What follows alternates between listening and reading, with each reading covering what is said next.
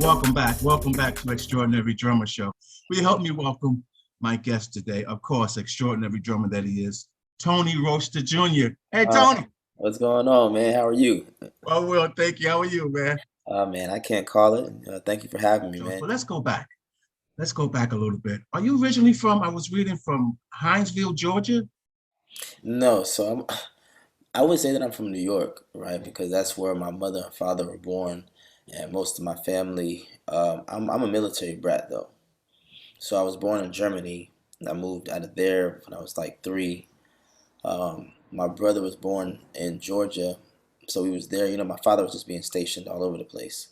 So I lived different parts of the United States, equal parts of my life. So, but if I had to pick, I think that was the situation that I was in. Like, where do I feel like my roots, or where do I feel like I have the most heritage as far as family is concerned?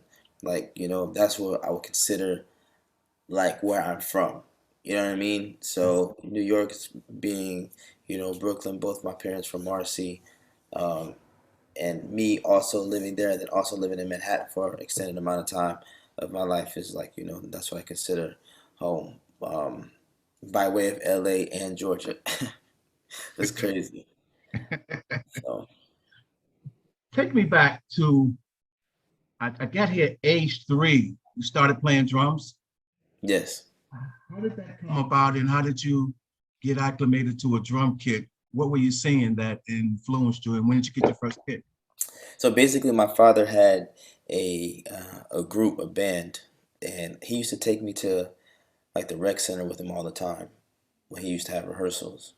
He started taking me when I was like, two, like when I have two, just come with him.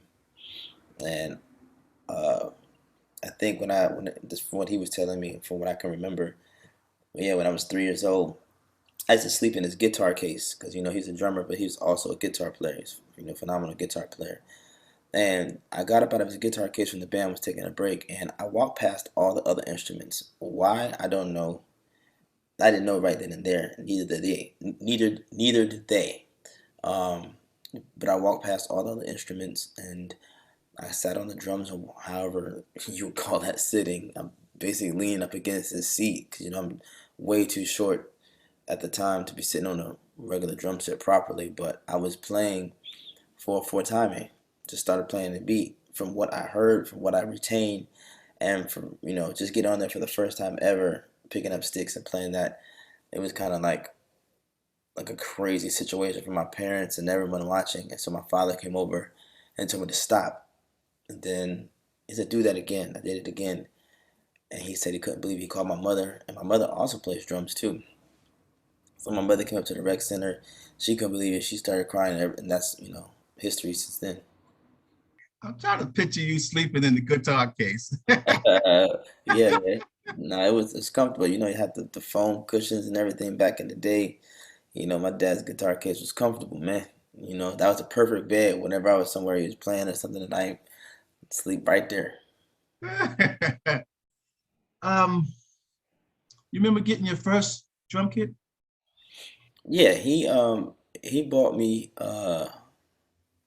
at the age of three. I never beat him pots and pans, but he did get me like a preschool kind of like set. I would say in the drumming world. You know what I mean? Something, but still had sticks, pedals, everything. It wasn't no Toys R Us set or anything like that. It was still somewhat just a set for a smaller child. Um, and then I started playing those and started getting aggressive. And then he was like, "Oh yes." And then he said by the age of 5, I was already retaining information that even some adults couldn't. And so that's when he got me my first Pro Export series when I was 5, and that was my first real drum kit ever. Take me to high school. What was the Yeah, scene in high school? I would say like in the middle school, I was more active than I was in high school. I went to high school in Georgia, but I was in middle school. I was doing like Nickelodeon and doing like a lot of other television shows and stuff like that, which required me to be out of school, have a tutor and everything. So, but high school was pretty cool. I did the marching band, the whole thing. Let's talk about your credits a little bit.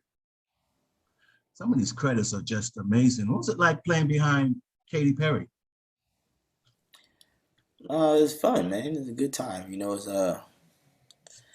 like one of those things that you practiced on like back in the day, and then you had to really put it to the test. You know, um, I would say just like being engulfed within the pocket. And I had to play like 80% electronics with her and playing the actual patterns of the actual record. They would take every sound from the record and give me the sound. So I had to basically emulate the record verbatim because without that, then, it'll sound crazy. And this is what she's going off of. So it was great learning, not even learning, but like getting to do that for a whole year and a half of just like playing nothing but electronics in pocket and then incorporating acoustic drums, here and there. But just the opportunities and working with a great camp, that also shows your versatility. So it was great being able to switch over to the pop world. Joe Jonas. Yeah, before him, it was Jay Z for 10 years. And then after Jay, then I started going to like some of the more indie artists, and then like Joe, that was more so um, a word of mouth type of thing. And then we had one of the greatest MDs in the game right now, Adam Blackstone. He's like the cornerstone of like all musicians, especially in LA. Excuse me, especially with just artists in general or the main ones who are doing things. He's like always will be in the talk of musical director or somebody needing him to do, a dat or something for them. So he was making a lot of calls and putting a lot of bands and stuff together. So that was more so like a word of mouth, and they thought that I would fit well as far as the demographic and being able to have personality wise and all of that. And so that was just more like, hey, Tony, you down to do this joint? You know what I'm saying? Although, he's a Jonas brother, this is just him starting his independent venture. So, yeah, so I mean, but I would say like the Jay Z was the most memorable of artists, and I've learned the most playing for him, like starting in 2006. And that was the craziest experience I've ever had.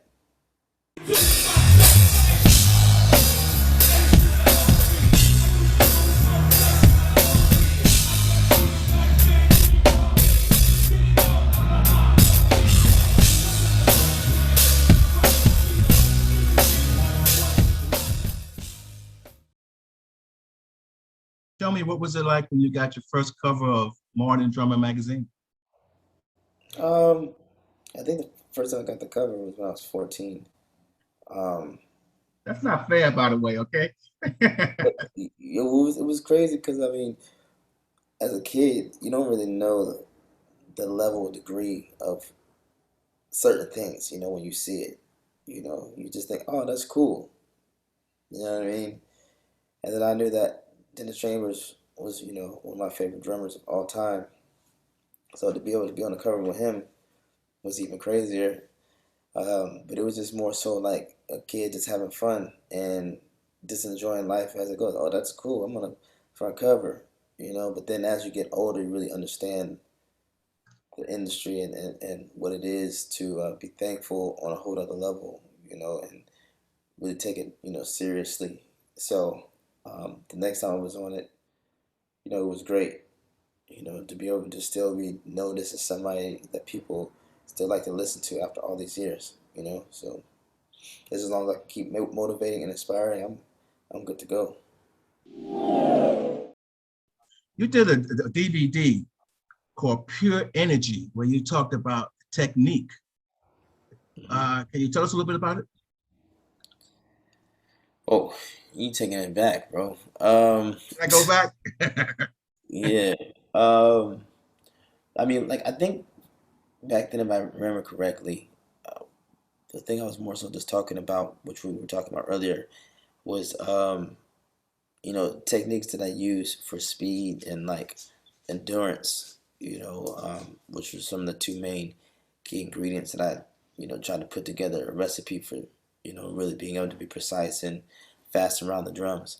So, like I said, I think the molar technique was one of the main techniques that I was talking about, consistently when I was talking about just being able to be more fluent and not use as much energy, be more efficient while playing around the set.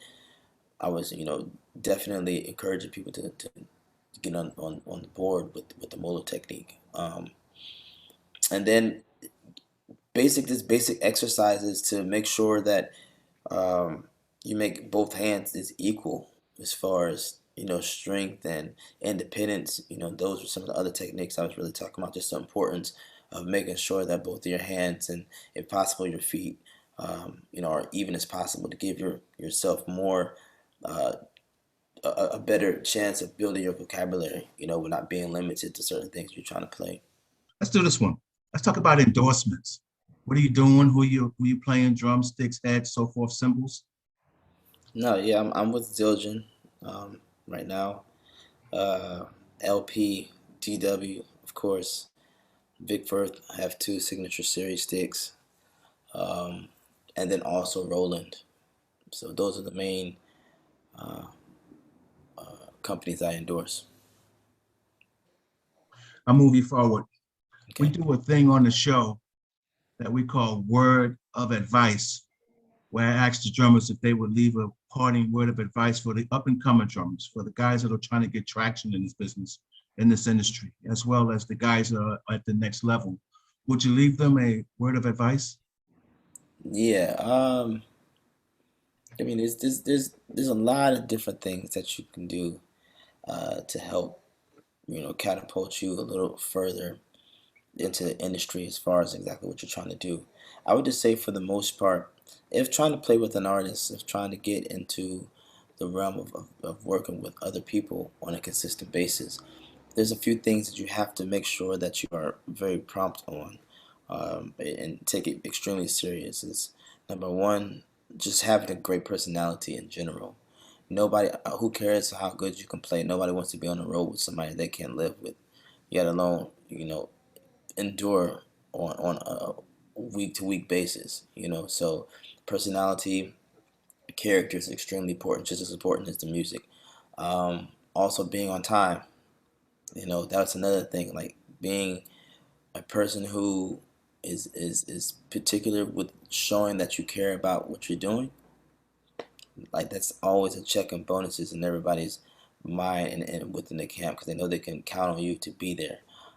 And when I said being prompt as well, just like doing what you're supposed to do, and not doing anything extra, staying out of drama. You know, uh, and it's more so about just developing camaraderie with everybody. It's not a battle. It's not a competition. I think if more musicians thought like that, then it would be a better situation for a lot of people. But sometimes this industry is extremely cutthroat. So you got to deal with what it is. Thank you, Tony. I want to ask you this one as we close up here. It's called show business.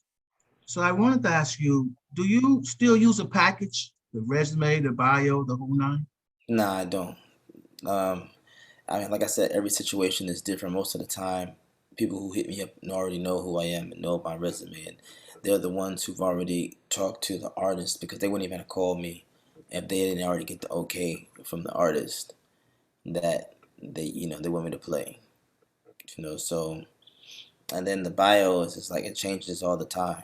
So just as long as you get it's usually nowadays it's just word of mouth. So as long as you got the cosign, you know what I mean. Somebody could have didn't even have like a lot of people under their belt, but just they can play really good. They're amazing.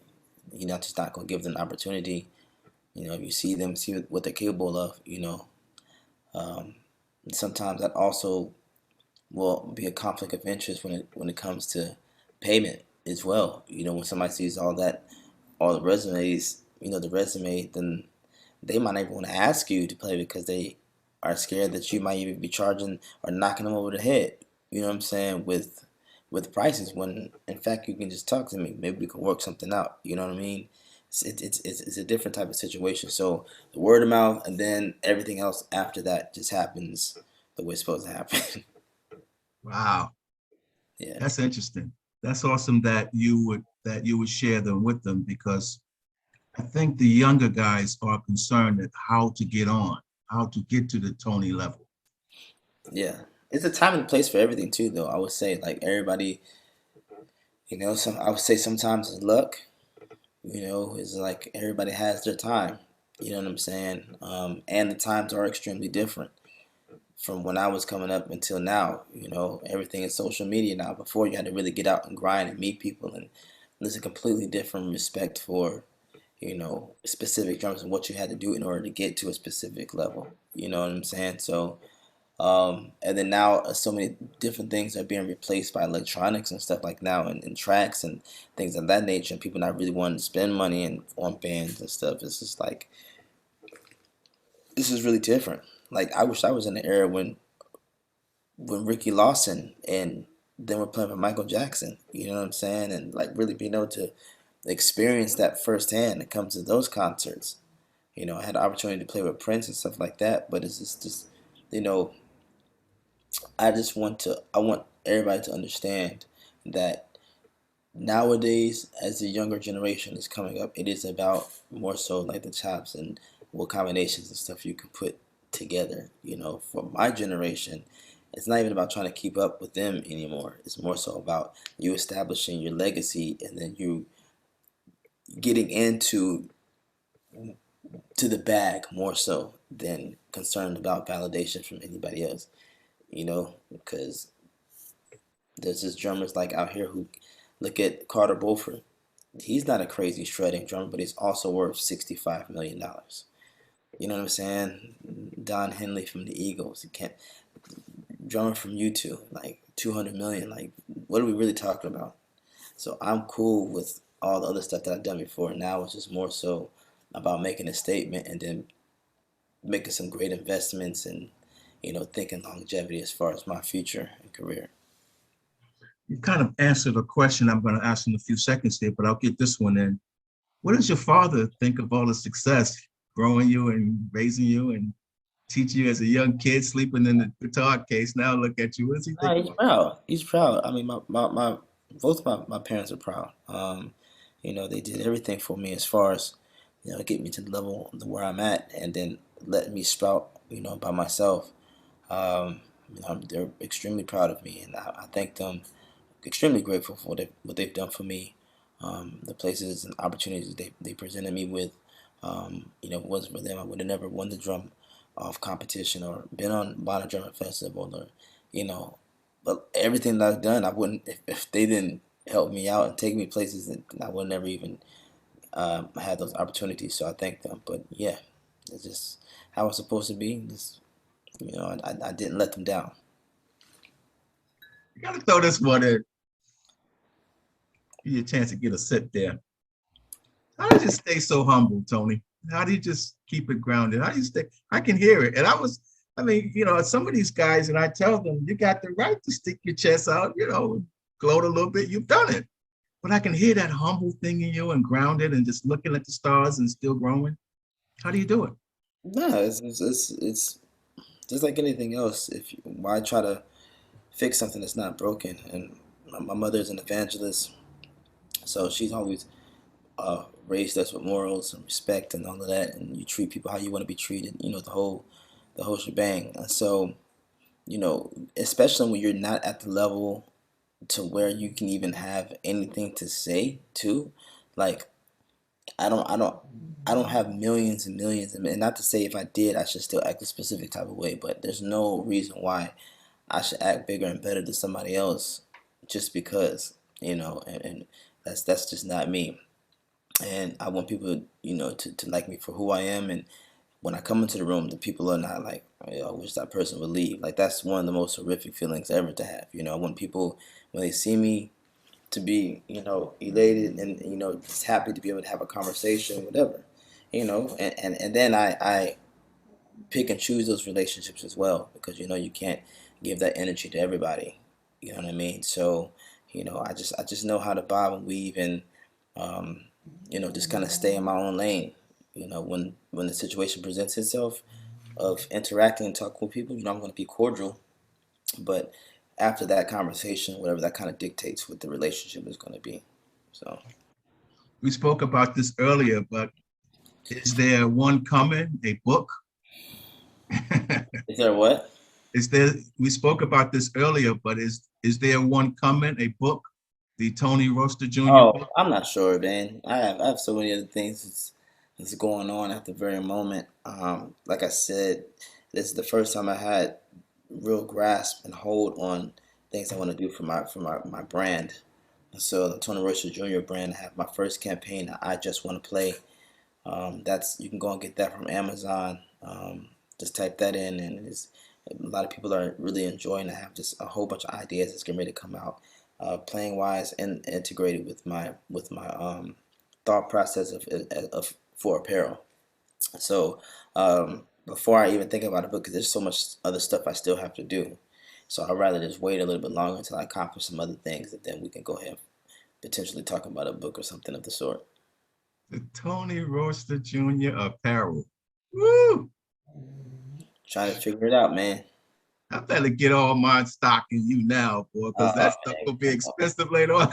Oh my gosh, man. I'm just trying to, do the right thing, stay focused, stay active, and I think when you feel like you're being productive, that's just like a good thing. Tony, what do you want your legacy to be? How do you want it to be told?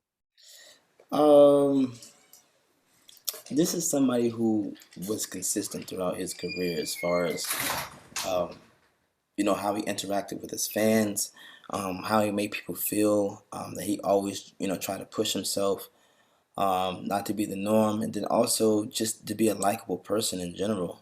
I think that's the most valuable thing for people to look back on you when they're like, yo, he did X, Y, and Z at the same time he was a dope person. I think that's great. Nobody wants to look at you, oh, he was dope, and then have buts, but he was an a-hole, or but he never did this right with people, or he just he could never pay. Like I don't want any of that type of slander on him. So I do my best to make sure that I treat everybody with respect. You know what I'm saying? So that's my story. And you're sticking to it, huh? Yes, sir. Let me say thank you so very much for being on the Extraordinary Drummer Show. Thank you, man. I appreciate it. It was a good time, man. Thank you so much. Will you help us wave goodbye to all the audience? There it is. Nice to see you guys. Peace and love. Thank you. Thank you, Tony.